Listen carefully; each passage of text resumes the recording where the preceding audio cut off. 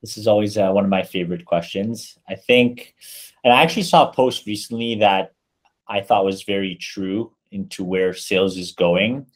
And so I think a lot of sales tech is really focused on providing data, which is great. And it tells salespeople what you should do. And we all know what we should be doing. But the question is, how do you actually execute on that? So I think a big trend is going to be sales tech that actually helps you execute on that data and what you should do.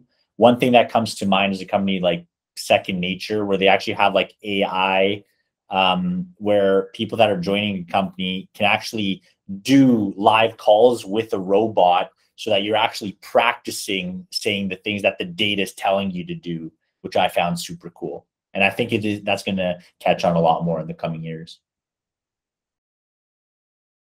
As someone that talks about cold emails all the time, I think I have a lot of these faux pas, but just to name a few quick ones, I think a lot of people waste the opening sentence on non-valuable content. Things like, hi, my name is X and I work at this company, or saying, I hope you are well, is a big pet peeve for me. The other big one, I think reply rates are getting higher when emails are very short. People are still writing emails over 150 words.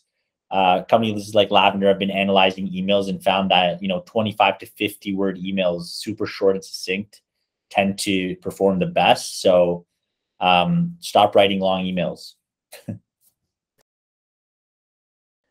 So I'm not going to mention any names. I'm going to keep it neutral in terms of the actual software. But in terms of categories, I think the most important ones that I can't live without. So obviously some form of CRM, a sales engagement platform, data so that you actually have access to phone numbers and emails to reach your prospects. And then the last one, which I think is super important, is call recording and analysis to make sure that you can listen back for note taking, but also see how you can improve and focus on what you should be doing.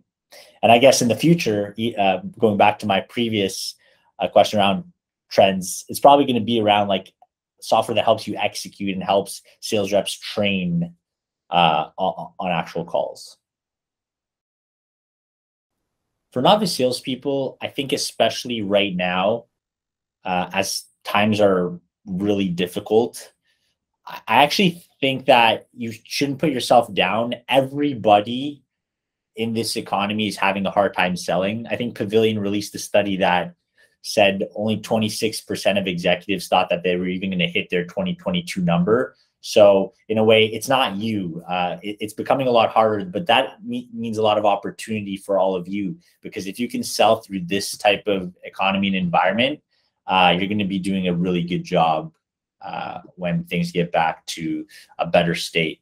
And quite frankly, a lot of sellers that grew up and were developing their skills in the last decade have been spoiled, I think, quite a bit, because the economy was going good. People were buying software without much justification and little scrutiny. But now it's like, this is where the real sales skills come into play, where you have to focus on value.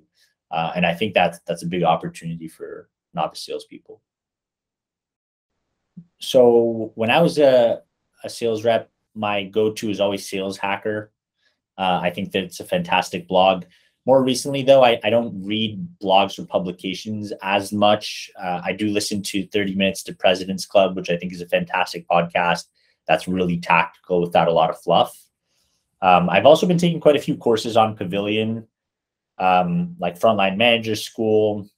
I just recently taught a course on copywriting and sequencing, so check out the Pavilion community if you haven't had a chance. And then my personal favorite as well, LinkedIn. There's a lot of great content creators these days. Obviously, there's also a lot of fluff on LinkedIn, so you have to take it with a grain of salt, but you can find some really valuable content from people just in your newsfeed as well.